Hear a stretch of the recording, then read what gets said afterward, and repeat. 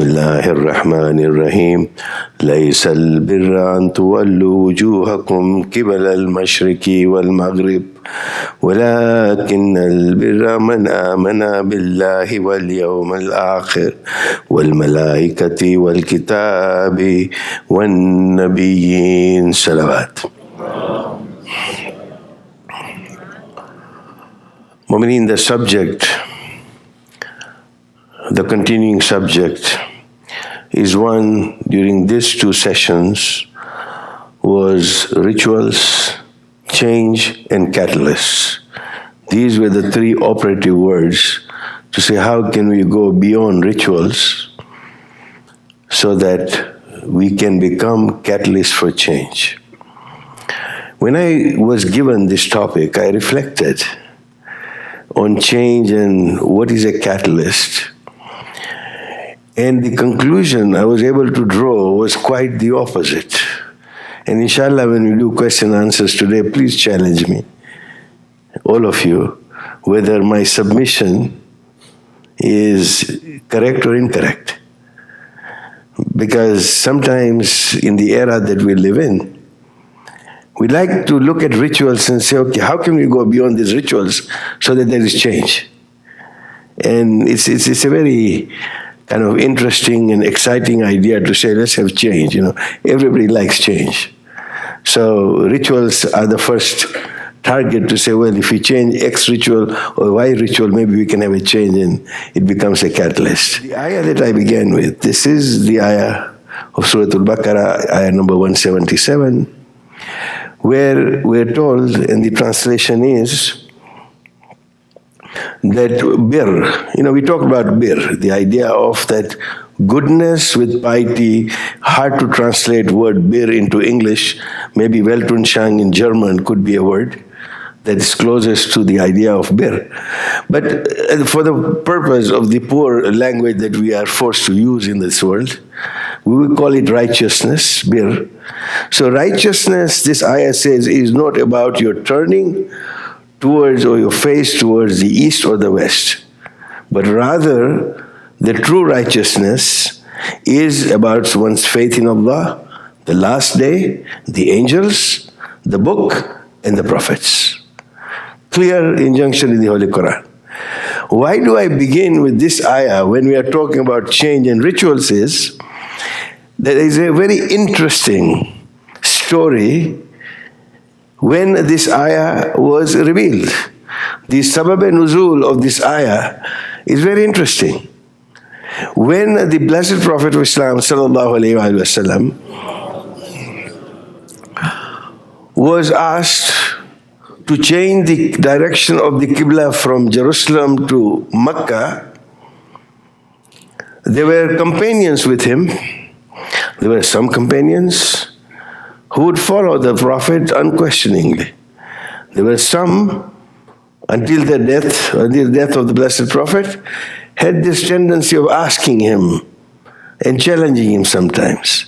So amongst theirs were several companions to say, but Ya Rasulullah, this is a Prophet they're addressing.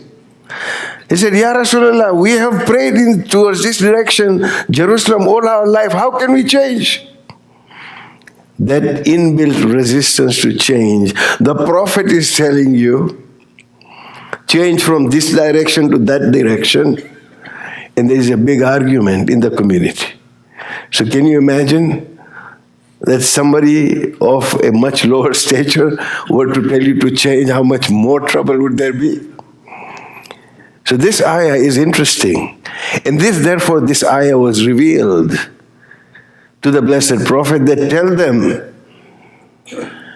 that righteousness, bir, is not where you turn your face to the east or the west, but righteousness is actually in this. And it's a long ayah, it goes on to say it is one of the foremost ayah of societal balance and social justice. Read the ayah, the full ayah, and you will come to realize that indeed it contains almost a whole prescription for a society as to what we do. But for this purposes of today, I wanted to make a point that whenever we are talking about change, and especially in religious rituals, it becomes a very difficult thing because people are resistant to change. I've been doing something all my life. I've been doing it this way. I'm in my comfort zone. Now you are trying to move me at the age of 60 and 70 from my comfort zone. It's not easy. So here what we have is the subject today, which is how do we go beyond the rituals to being catalysts for change. And inshallah, the next one is going to be what makes the message of Karbala an endearing message, and that will be for tomorrow. And then lastly, we'll be talking about which camp do we really belong to. Are we in the camp of Hussein, or are we in the camp of Yazid and crying upon Hussein? Yesterday we discussed the idea of rituals, that rituals are a product of culture. You cannot really have rituals, outside the realm of culture. Although, and inshallah we are going to be discussing this in more detail on Saturday, as to what is the difference between a ritual and a tradition, for example. So I don't want to go into that right now, but suffice it to say that rituals largely are a product of culture. And when we discussed rituals, and we talked about this at length yesterday, that in order to define what are the permanent rituals, what are the transitional rituals. Some rituals came to us from 7th century Arabia. Some came, in the last century from the subcontinent. They have come from different parts of the world. The wisdom is to try and determine, and therefore we need to determine a criteria as to what this is before we can say ritual A or ritual B, is one correct, is one not correct. Just as Imam Ali alayhi salam taught us when he was asked to say where does the truth lie at the Battle of Jamal, to say you've got Talha and Zubair and Bibi Aisha on one side and Imam Ali is on the other side. Where does the truth lie? Imam said, don't determine truth by the personalities. Determine the truth by the criteria of truth and then determine where the personalities are. So truly critical thinking means that we determine the criteria and then we move on. Mu'mineen, we cannot outsource our aql to simply what somebody else has said. If we are to understand, if you to truly follow, when I'm buying an iPhone, I'm going to make sure that, the Samsung or whatever other systems are, I'll go all the way through it, make sure I understood every feature in it, compare the two, read about 25 reviews, and then ask 5 different friends before I'll make a decision. And when it comes to my akhirah, I am happy to give somebody else the responsibility, because as if they are going to carry me through this pul-e-sirat. They're not. I'm going to have to walk alone. And therefore it is my responsibility to determine that criteria. Then we briefly discussed that we need to determine the relevance of that particular ritual that we are following. We need to look at the cause, the rationale for that, and why did it start, or why did we start that ritual in the first place? Now, there are certain religious rituals, like salat and all that. We have got the corpus of literature, and we have the ahadith of the Blessed Prophet, and the teachings of Aimma alayhimus salam, and the deduction by our great scholars, and we have those. But there are other social rituals, or there are other rituals which seem to have crept into our faith, where we need to do some more determination. And some people are wondering, reading, where does Khichda fit into this? When Mu'mineen come together, we have to talk about food, don't we? Well, it's an example. It's a great example in the history of our community. Today, you have just like when the Qibla changed, there was so much commotion. I remember back in my days in Milton Keynes, I don't know whether it happened here, our Jamaat was almost split into two. Why? Because one party said, we cannot not have Khichda on the day of Ashura. And the other party said that this is not a time to have a delicious fancy dish like kichro at the time of Ashura. And therefore we must have simple dal and rice without too many spices, so we must eat very simply. And almost the community split into two. We finally resolved by having a very light halim as a compromise. True, which was almost like dal. But if the community had realized, and if we had realized, and that set me on a track to say, why did this happen? And when I was studying the history of the Khoja community, when I was doing some research for our documentary, I came across this article that was written way back around 1890s or just, around the 1900s in a magazine called Chaudhni Sadi, which was published by one of the intellectuals of the time. And the Gujarati article actually read, Khichdo Shamate. Why?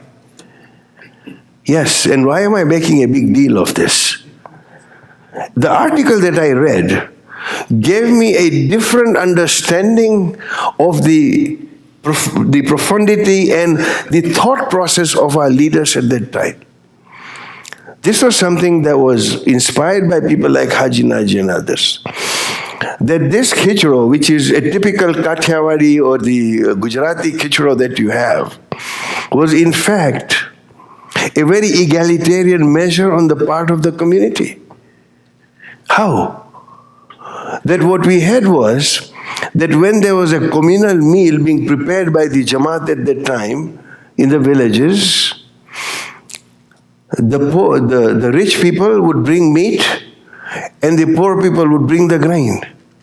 It would all be put in one pot, it would be cooked together. And everybody felt that this was, but nobody knew how much was put by whom. People would go and just put the thing and go away. That was the origin. Now, obviously, it has had a different connotation, and we think differently about it.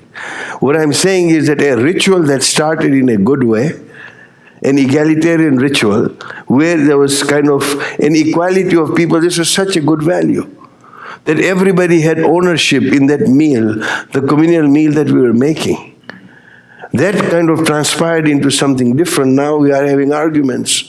And we were having arguments because this khichro has now become a dish of delicacy. And when guests come and when important people are going to come home, that's when we cook it. Because it changed direction. Now, until the 70s, there used to be this tendency that religious rituals are vestiges of dark ages which the society has outgrown. That used to be the thinking in the last decade and before that. And what social scientists have come to accept, that in fact rituals are embedded in every society. They are manifested in practices, political arena, even mundane daily activities. How many times we do that, the handshake? Has anybody ever thought, where did this handshake arise? It's a good ritual, but it is a ritual. When you shake someone's hand, it's a good ritual. Well, where did it come from? It's very interesting that the idea of the handshake was an ancient ritual which was to demonstrate at that time that when I'm coming across you, I'm not coming to fight you. And at that time, the handshake wasn't with a single hand. This is as we do the musafa after the prayers. It was with two hands to say that, look, I have come unarmed. I don't have a sword or anything in me. And that is where the ancient basis of the handshake began. So when you look at some of these interesting things as to how rituals have developed, now we don't even think about it. Today, what does a handshake say? It symbolizes courtesy, welcome, non-confrontation, and peace. At that time, it was merely making a statement that, look, I'm not going to kill you. That's how the society was. So we then move on to this argument of, ritual and spiritual. And this argument that comes through in our societies, and there is a website, if you have time, go visit it. It's called SBNR, Spiritual but Not Religious. There's a large body of millennials who are actually members of that society or members of that website to say, we want to be spiritual, but we are not interested in the rituals of religion. The trappings of the Catholic faith, or the trappings of the Jewish faith, or the trappings of the Islamic faith. We want to be spiritual. And truly, when you look at it, while we don't agree that you have this separation between rituals and spiritual, that spirituality per se is not confined to any one religion. Spirituality is very much a human trait. Every human being has that tendency of being spiritual. It's a person's own state and connection, to the divine. Each one has, his or her own way of reaching out to the divine. The rituals are that form that give us some vehicle to reach to the divine.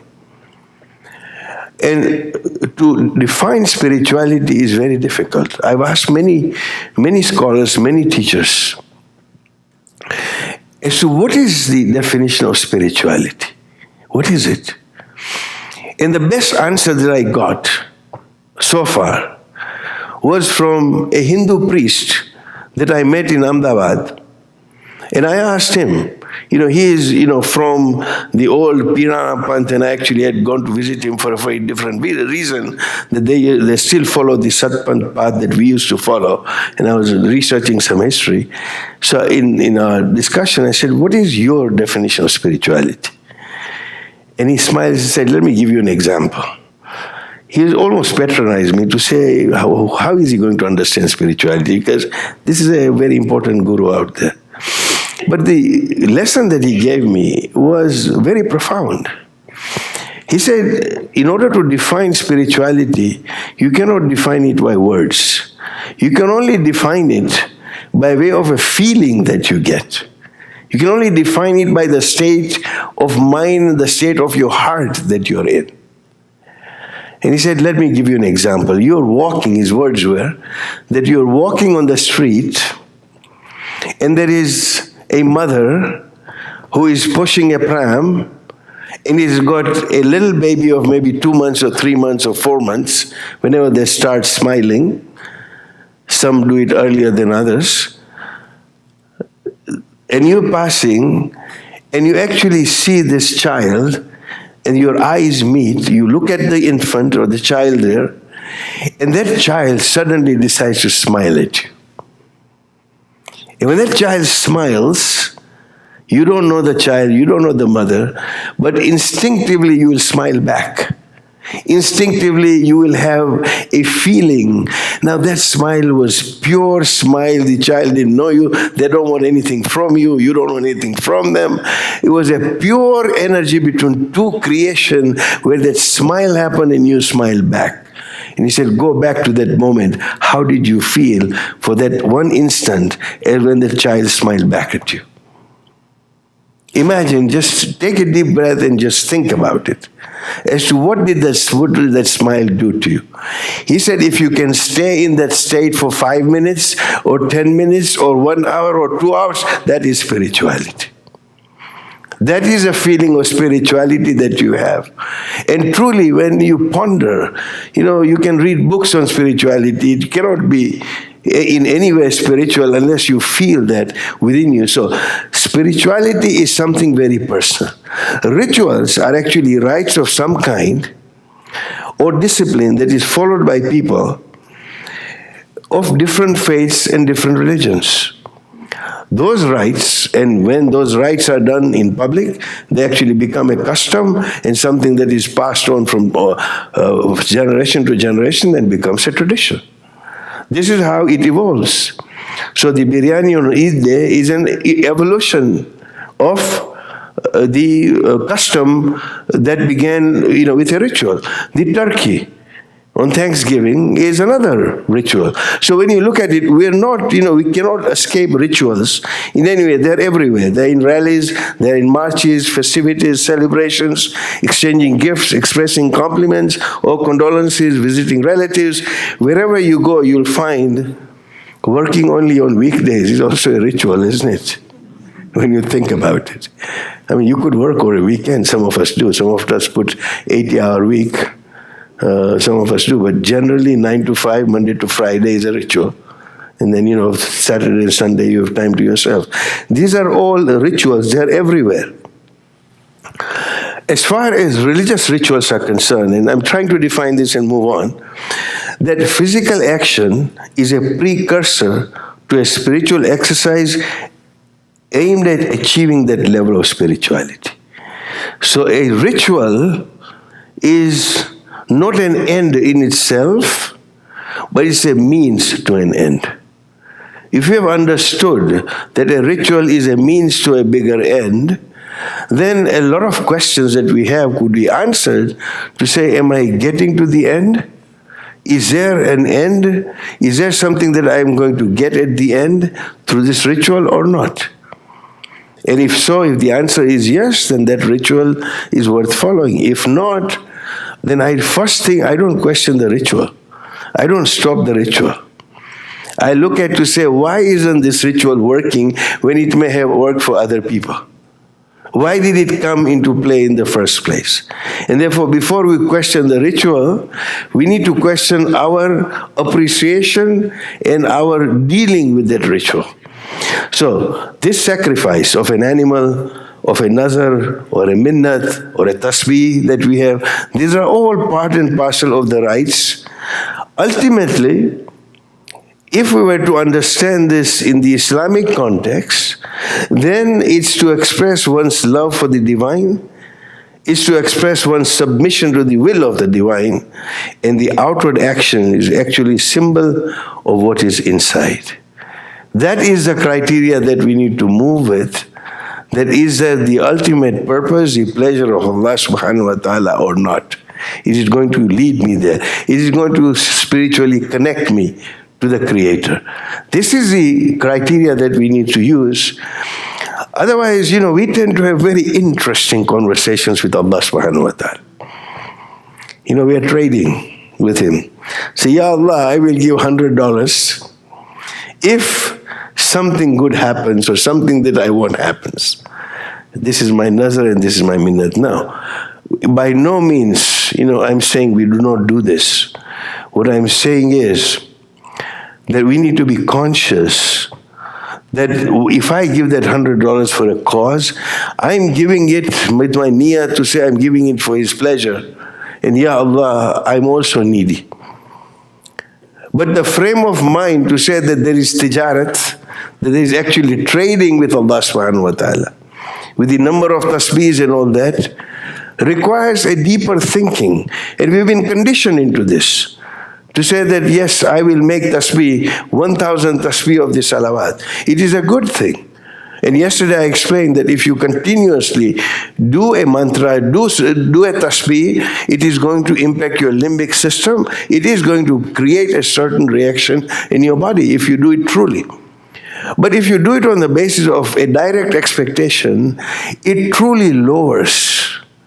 It lowers the stature of that ritual. And we start trading with God. Was this man sitting in the mosque and said, Ya Allah, I need $100. I need $100. I will not take 99, I will not take 101. And if I get $100, I will donate $1 to the mosque. And a man was listening at the back. So what he does was he puts dollar bills in the corner and just walks away. But he didn't put $100. He put $99 to see what the man does. So, and this is how we rationalize with Allah subhanahu wa ta'ala. So he counted 99. He counted again, 99. Now he had already promised God that I want 100. I will not take 99, I will not take 101. And that I will give $1 back to the mosque if I get $100. So finally, after counting 3 times, he rationalizes. He says that, Ya Allah, you didn't trust me? You actually deducted $1 before giving it to me? I will take it. But we do rationalize. It may be humorous, but we do rationalize many a times when we have this in terms of these rituals. I mean, if we were to look at some deeper aspects, then we will reflect back and say, I am conversing with the divine. I am conversing with the Maker. What should my approach and attitude be? If somebody who could give you everything. Sheikh Abdul Karim Hairi, the great mujtahid who established the Hawza of Qum, in a book by Sheikh Muhammad Khalfan, it's worth reading on Zat Ashura. He has written 2 volumes. In that, in the introduction, he writes about Sheikh Abdul Karim Hairi, that how do you, when you ask Allah for something, a dua, how do you ask Him? And he said, Sheikh Hairi writes that when you ask Allah, it's like going to a toy shop and you have every kind of toy in the store, everything that you could want. And you go and pick up the smallest toy and you ask Him for that smallest toy. He said that is like asking for something of this dunya to Allah subhanahu wa ta'ala when you ask Him. He said when you ask Him, think of who you are asking. And then there are some words that he writes about himself. And Abdul Karim Hairi says that, when I ask Allah for something, what do I ask for? And Mu'minin, this was something that woke me up. He said, when I ask Allah, I always ask Him that, Ya Allah, you made me a great scholar. Now I ask you, make me a good human being. If we can understand what Sheikh Abdul Karim Hairi was saying here, in terms of the value, the hukukul ibad, the idea of being a good human being. It's an aside, I remember this, and that's why I share it with you. Please reflect on it in terms of what it means to be a good human being living in a multicultural society. What is our responsibility, and where does this lead us? And when we ask Allah, what is it that we should be asking Allah subhanahu wa ta'ala? Then we also come to the forbidden rituals. This idea which we, in our family, we joke about this, that, there is this idea of najar. And we say this najar and company. The idea of this minna, saying there is an evil eye. And these are superstitions. And these rituals, yes, black magic does exist. I'm not discounting that. We're asked not to go towards there. And it's not even my subject. But this peripheral thing to say, so-and-so must have done something, there's an evil eye, is actually going beyond the idea of Tawheed to say that, do you think that person is greater power than Allah subhanahu wa ta'ala? So there are these forbidden rituals that we talk about. And indeed, for example, in those times, the Blessed Prophet told people that an eclipse was not a consequence of a birth or a death. Indeed, and Sheikh will bear me out, when his son Ibrahim died, there was an eclipse. And people equated the eclipse with the death of the son of the Blessed Prophet. And he clarified, he said, it has nothing to do with it. The eclipse has no relation with the death of my son. These are superstitions.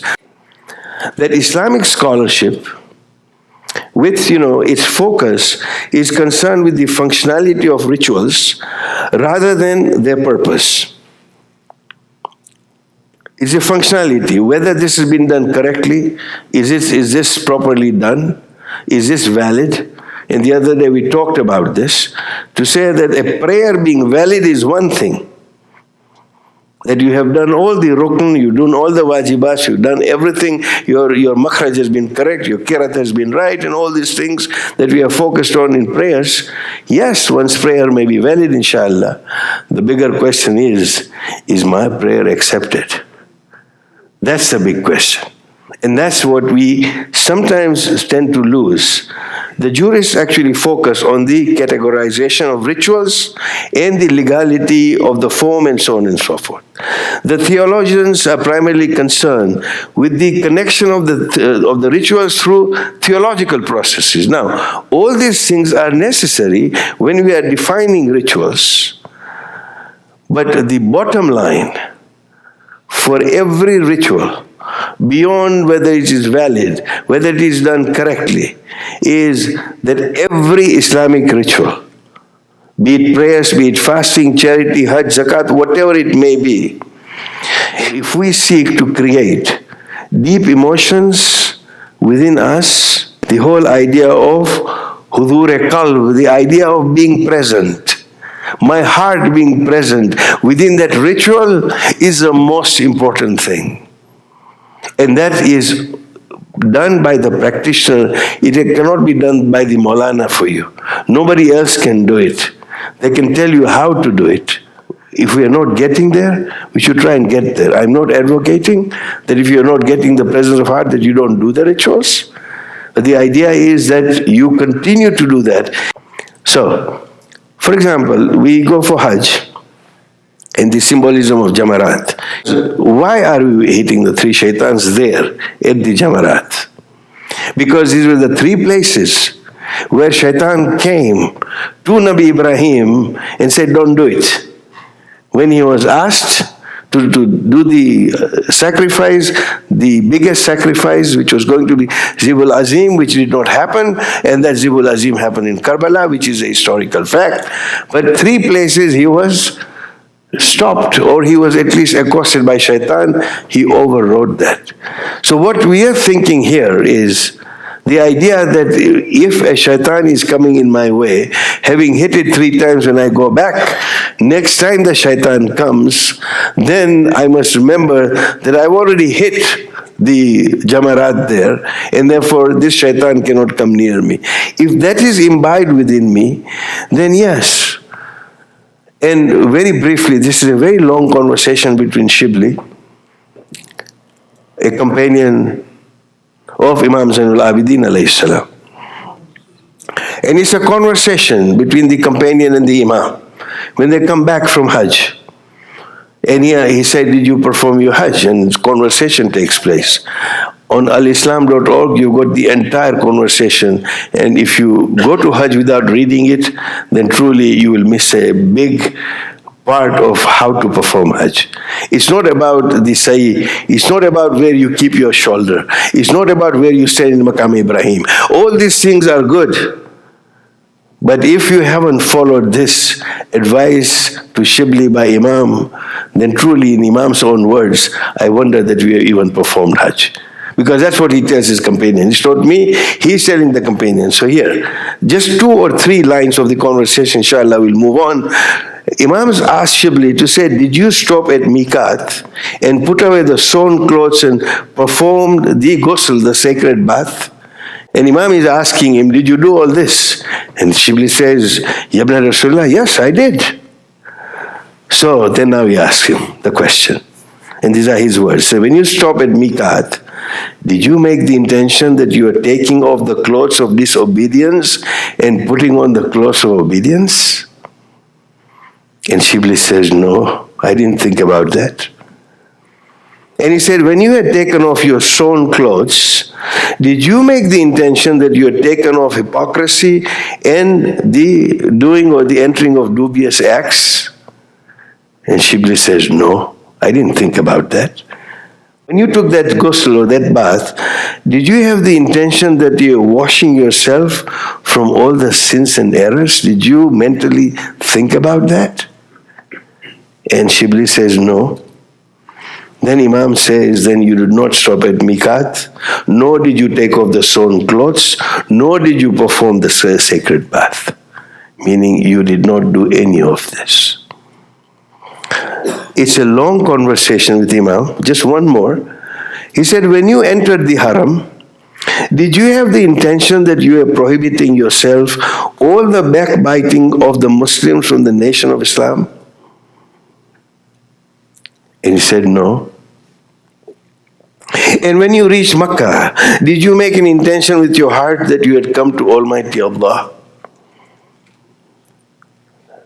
The presence of heart, the being present.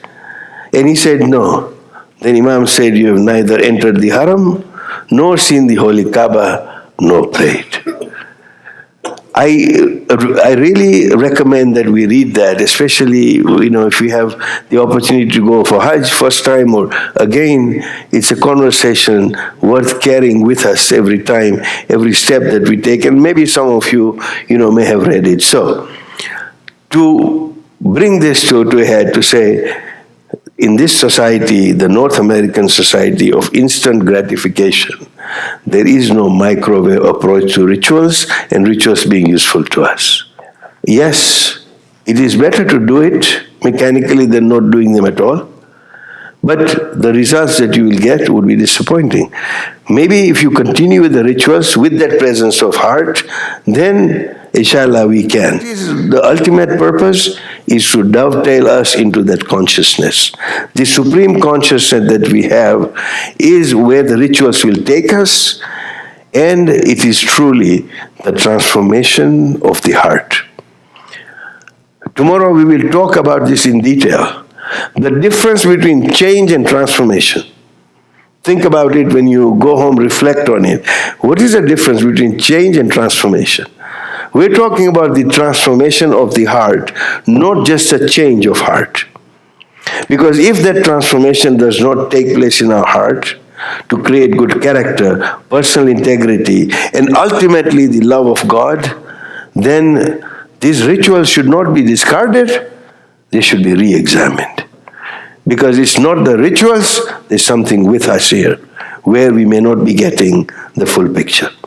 So, the $64,000 question is, do we question that ritual or our practice of it?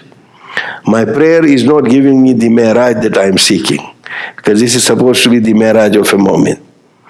So what do? I don't give up prayers. I try and ensure that I have that presence. When you're sitting on a horse and the horse is not moving, and you bring a whip and you whip the horse, and the horse doesn't move. You ask somebody to bring you an even bigger whip.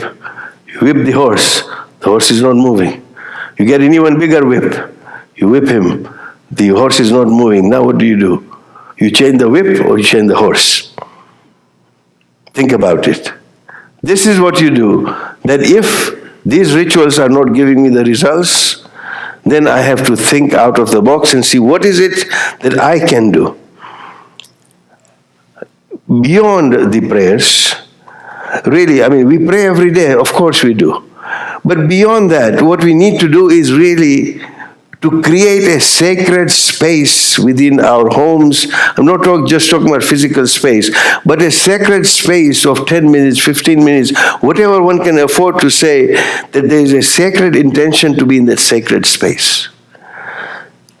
Let's sit down for 5 minutes a day and give gratitude to Allah subhanahu wa ta'ala for everything that I have. Just to cultivate that presence of heart. That gratitude will probably open my heart to say, Ya Allah, you have given me so much. I am so grateful to you.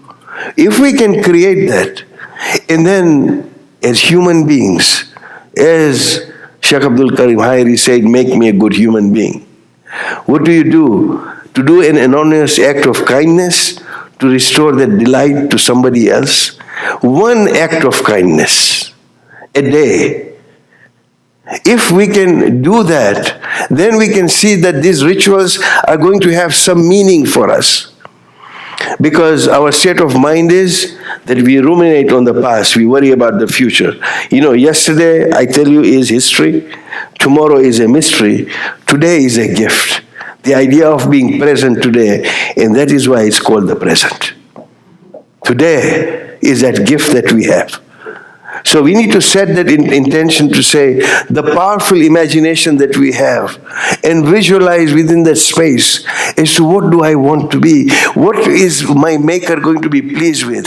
Mominin, it's not going to work when we just have a microwave approach and say, I will make 600 tasbihs and I'll get over it. You know, when you do the amal of the Quran during the month of Ramadan, you put the Quran on your head, what does it mean to you?